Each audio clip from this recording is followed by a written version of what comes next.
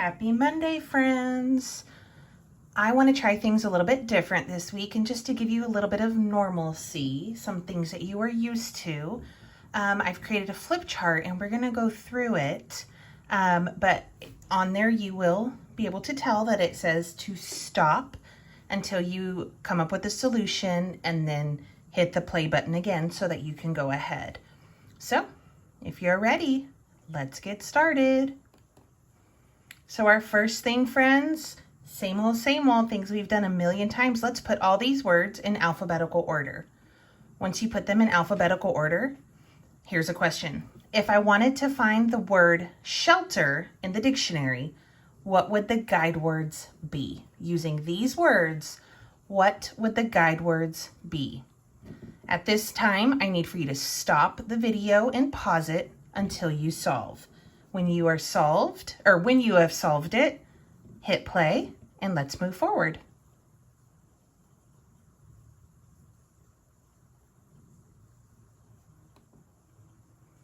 So here's the answer with the words in alphabetical order, starting with doctor, home, online, quarantine, safe, shelter, and sick. So here's our words all put in alphabetical order. And if you struggled, I want to remind you with these S's here that if the first letter is all the same, what do? We move to the second letter. So A comes before H and H comes before I. On the next page, if I wanted to find the word shelter in the dictionary, these would be my guide words, safe and sick, because shelter goes in between the words safe and sick. All right, let's move on to the next one. Okay, guys, so we're going to make an inference. Remember, making an inference is taking what we know and what we're reading and putting it together. So, Jack woke up on Easter morning excited to hunt for Easter eggs. He grabbed his basket and began hunting for eggs with his mother. He found all of his eggs except for one special golden egg. His mother told him to look outside in the dirt where they grow fruits and vegetables. Where can we conclude Jack's golden egg is hidden? So at this point, I want you to stop and pause until you have an answer, and then resume when you have an answer.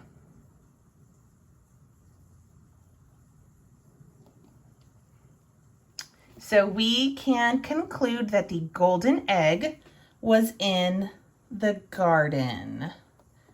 And here is our clues. Because it is outside in the dirt where they grow fruits and vegetables. Good job, friends. All right, our next one, we're going to do some context clues. Remember, we need to use the words all around us in the sentence to come up with an answer for this. It was cold at the summit of the mountain, but the view was unbelievable. So what does the word summit mean? Does that mean bottom, winter, or top? So again, pause until you have an answer and then move forward.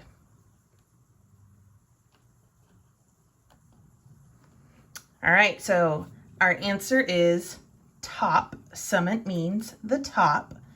Some clues that we have here are a mountain, and then the view was unbelievable.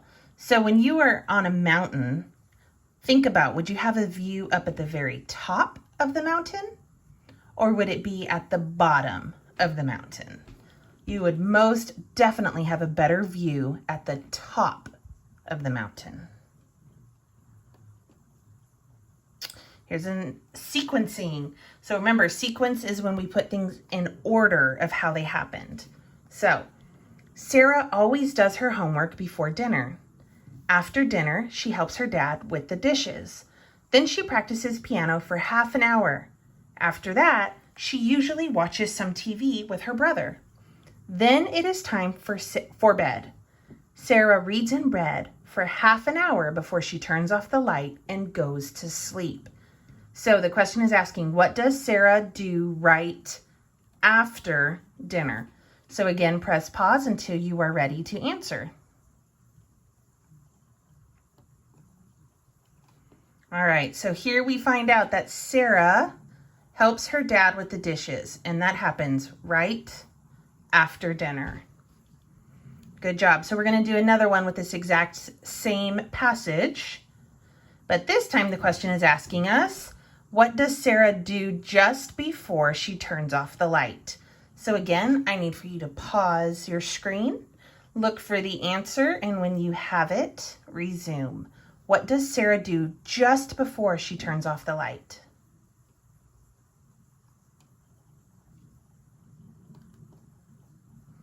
Here we find out that Sarah reads in bed for half an hour before she turns off the light.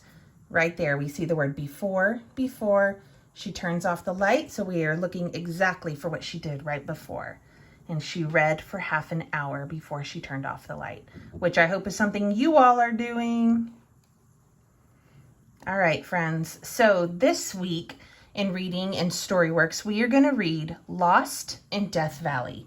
So I know that we loved to watch these videos on the first day that we introduced our new story. So I'm going to do my best to play it from my computer for you to hear it and see it. This is all on your Storyworks login, so you can go in and read it again. With this, friends, you will be doing problem and solution, sequencing, and a quiz. So let's go ahead and let's read or listen, I guess, to our story, Lost in Death Valley.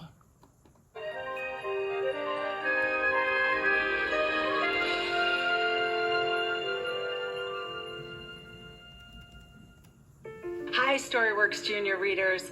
I'm Kara Corridon, editor of Storyworks Junior, and I'm so excited about our latest video read aloud for our story Lost in Death Valley in our March-April issue. It's written by Kristen Lewis, the editor of Scope, the language arts magazine for students in grades 6 through 8. Kristen will be reading this story to you. It's one of her all-time favorites. Here's a shocking fact. Kristen wrote 12 drafts of this story to get the details exactly right. And she had 6 or 7 colleagues read those drafts, and she incorporated their feedback into every revision. I think you'll see that her hard work paid off. You are going to love this story. Okay, you ready to get lost? Here we go. Death Valley is one of the hottest places on Earth. The heat sucks the air from your lungs. It burns the bottoms of your feet. Every year, at least one person dies there.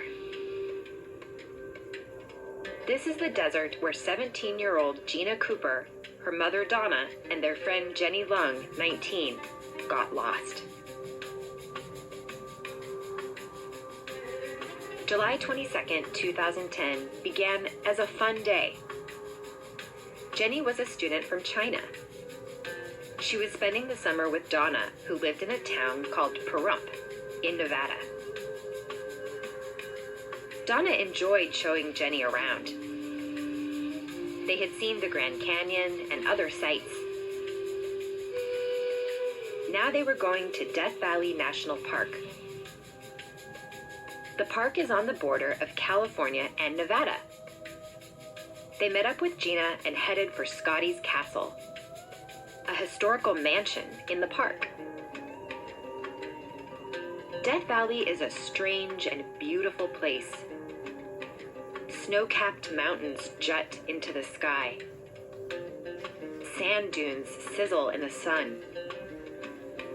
The desert stretches for thousands of miles. The temperatures can reach 125 degrees. Nearly 1 million people visit the park each year. Most come during the cool winter months.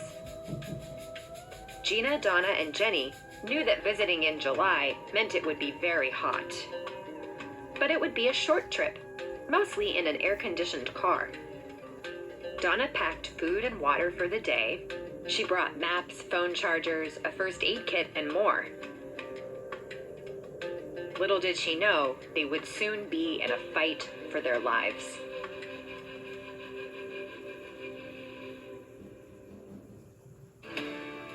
The women visited Scotty's castle.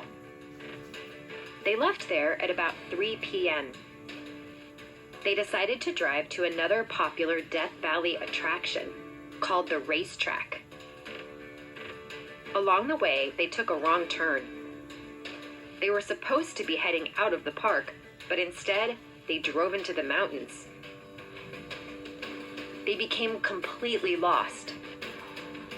Their maps didn't help, and their phones had no service. The women drove for hours. Around 10 p.m., the car sputtered and stopped. It seemed to be out of gas. By now, their loved ones were worried. Donna's oldest daughter, Sky, 21, was expecting a call from her mom. When Donna didn't call, Sky knew something was wrong. The women spent the night in the car. Around 6 a.m., Gina started walking to find help. Donna and Jenny searched for food. They found pine needles and some cactus. They ate the pine needles, but the cactus was too difficult to eat. 2 hours later, Gina came back with bad news. She had seen car tracks, but no people. By now, the women had only a few sips of water left. The heat was making it hard for them to breathe. Gina begged her mom to try starting the car again. It seemed useless. But then, vroom! The car sprang to life. Sky looked up her mom's credit card account online. She could see that Donna had bought a t-shirt at Scotty's castle the day before. This gave Sky the clue that her mom was in Death Valley. She contacted the California Highway Patrol, CHP. The search began. Meanwhile, Gina, Donna, and Jenny kept driving. In the distance, they saw a group of trees, a splash of green and a sea of brown. Their lives depended on reaching those trees. The women knew that if there were trees, that meant there had to be water. They drove until they ran out of gas. This time, the car wouldn't turn back on. Thankfully, the trees were only a short hike from the car, but every step hurt. The ground burned the women's feet through their shoes. Extreme heat is dangerous. When a person sweats a lot, they can get dehydrated. Their heart rates speed up. It's hard to think. Heat stroke sets in. A body can begin to shut down. If the person doesn't get help, they can die. But the women didn't give up. They made it to the trees. Nearby, they found 3 trailers and a covered porch. The chance of finding that in the middle of Death Valley was 1 in a million, Gina says. Inside a trailer, they found oatmeal, cans of beans, beer, and jerky. They slept on the porch. In the morning, they found a hose attached to one of the trailers. They turned it on. Hot water gushed out. It was the worst water I'd ever tasted, but also the best, Gina says. The women were stranded, but alive. They struggled through another day and night. July 25th was the women's 4th day in the park. 2 CHP pilots were searching the area by helicopter. But the pilots didn't expect to find the women alive. Most people could not survive so long in such extreme heat. Just as the pilots were about to give up, they saw Donna's car. Down in the camp, Donna and Gina heard Jenny screaming. Gina ran over and saw Jenny wildly waving a yellow blanket. There, in the sky, a helicopter was flying straight toward them. They were saved. It's been almost 9 years since that terrible ordeal in the desert. Gina looks back on what happened and feels proud. She says the experience made her more confident. Gina survived something horrible. Now she knows she can handle anything that may happen in her life. Gina says, you have to be thankful for every day you get.